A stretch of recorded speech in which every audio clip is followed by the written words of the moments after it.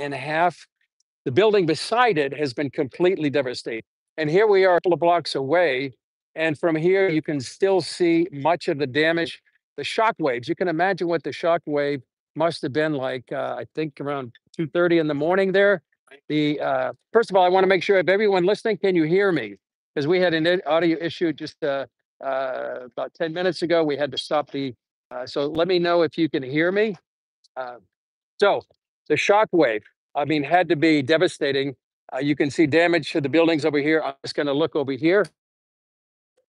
And you can see some of these buildings that have been damaged. We've been seeing people that have taken their belongings, finding a place to live. You can also see up there probably 4 or 5 news stations that are reporting from here. Here we are, CBN News as well.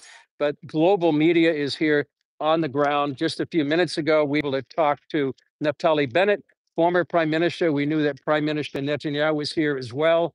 We also talked to the chief spokesman for the national police, and he was telling us that these missiles are bigger, faster, stronger than most anything Israel has seen. 400 kilos of explosives. It's about 900 pounds of explosives, and you can just see what the devastation is. That's why it's been so invaluable that thankfully most of these missiles have been knocked down by the Iron Dome, by many of the aircraft, combined aircraft actually of the United States, the UK, France, Jordan as well, and certainly the Iron Dome, David Sling and Arrow have been knocking many of these missiles out, most of them. But you could see if there were dozens of hits like this, it would have been just so much more devastating. Tragically, 7 people have died, maybe as many as almost 200 wounded because of this strike. We talked to the mayor as well, and and some people are actually still buried in the rubble. So we're going to take a walk up here. Follow me. Lots of people here, lots of media, lots of Israeli leaders who are coming here to make the point. And this is what Naftali Bennett told us, was that Israel doesn't have any issues against the people of Iran. This is against the mullahs, against the Islamic regime. They are the ones that have been developing this nuclear program for decades with the intention to literally destroy Israel and take over Israel. I was listening to a clip earlier today by one of the Iranian leaders, military leaders, and who had actually just been eliminated. And he was saying, Soleimani, who was killed in 2020, that he had built 6 armies: Hezbollah, Hamas, the Houthis, the militias in Iraq and in Syria. And they all, he said, you're going to have 6 armies to go through and get Iran. Well, ever since October 7th, Israel has gone through Hamas and Hezbollah, going through the Houthis right now, some of these militias as well.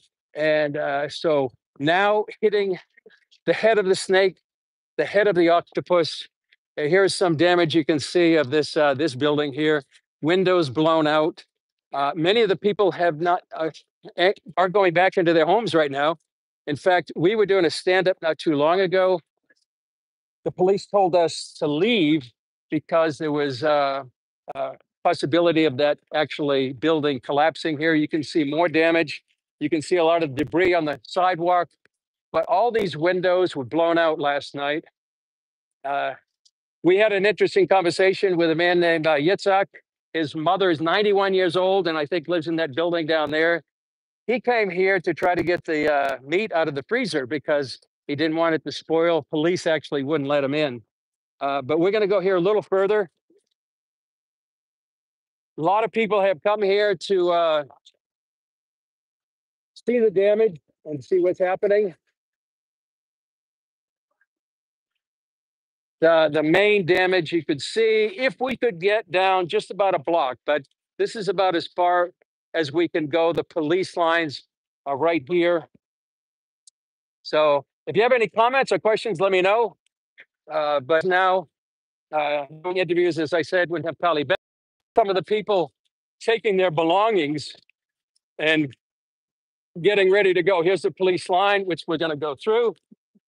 You can see right here this large crane, which is working to remove some of the debris. Literally, probably a couple of hundred rescue workers. In fact, just about maybe an hour and a half ago, there was an air raid alert. So they all came down here. We went into an underground parking along with them and took shelter. Thankfully, there was no alarm immediate here. But we were down there in the can see some of the media. This is about as far as we can go, where the media has set up. Just about 100 feet from here, one of those buildings in between these two big buildings was destroyed. This is an 11-story gray apartment building. And if we could see it from another angle, it literally was shorn in half, just indicative of how powerful these devices, these missiles are, and why it's so important to be knocking them out of the air before they even get to the to Israeli airspace. So this is, if you have any questions, let me know. Any comments? As I said, we'll be doing a story in tomorrow's 700 Club, giving you an update on what's happening. And very important time to be praying for the peace of Israel, praying for the protection of the people of Israel, and also praying for the liberation of the people of Iran. After 3 days, that's really, I think, part of the story is changing right now.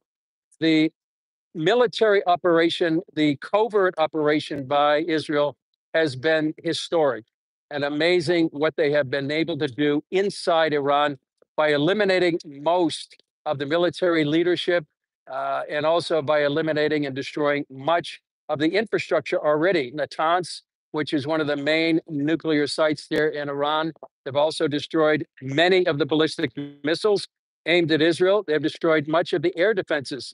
So just yesterday, the head of the IDF and the head of the Air Force said the road to Iran has been paved, meaning they basically have freedom of in the skies.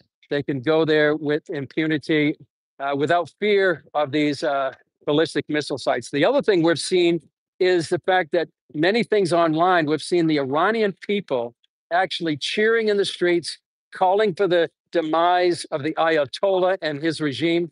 And a lot of people are hopeful.